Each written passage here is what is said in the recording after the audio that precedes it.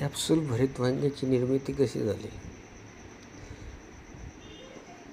जळगावचं जे जुनं भरीत वांगं होतं ते खाली जाड असायचं आणि मोठं झाल्यानंतर गोल मोठं व्हायचं. आणि हा जो समोर व्हिडिओ दिसतो हा देसी वांग्यांचा आहे.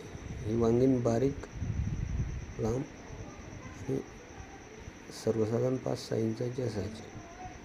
परंतु एका ठिकाणी आम्ही ही वांगीन आणि त्याच्याच जवळ गावरान जुनं भरीत वांगं जे मोठं यायचं ते जवळजवळ लावले होते.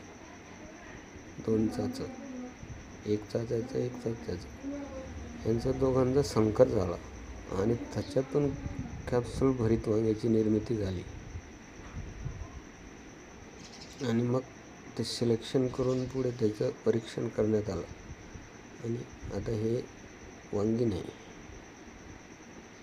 आणि हे जुनं भरीत वांगं आहे. हे असं गोल मोठं यायचं. हे दोघी चाचं एका जवळ लावल्या ह्याने यांच्यात संकर झाला आणि यांच्यातून कॅप्सूल भरीत वांग्याची निर्मिती झाली. म्हणजे वांगींचा बारीकपणा आणि भरीताचं मोठं वांगं आणि चव त्या कॅप्सूल भरीत वांग्यामध्ये आली.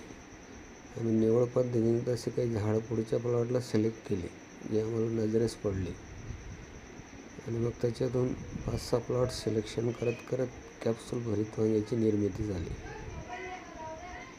अशा पद्धतीने कॅप्सूल भरीत वांग्याचा वाण तयार झाला. याच्यात सर्व गुण भरीत वांग्याचेच आहेत. बिया कमी असतात आणि लांबपणा हा देसी वांग्यांसारखा आहे. म्हणजे अतिशय चविष्ट, सुंदर आणि उत्पादकक्षम असा हा वाण तयार झाला.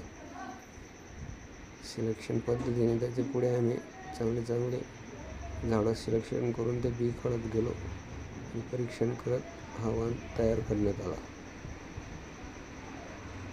धन्यवाद.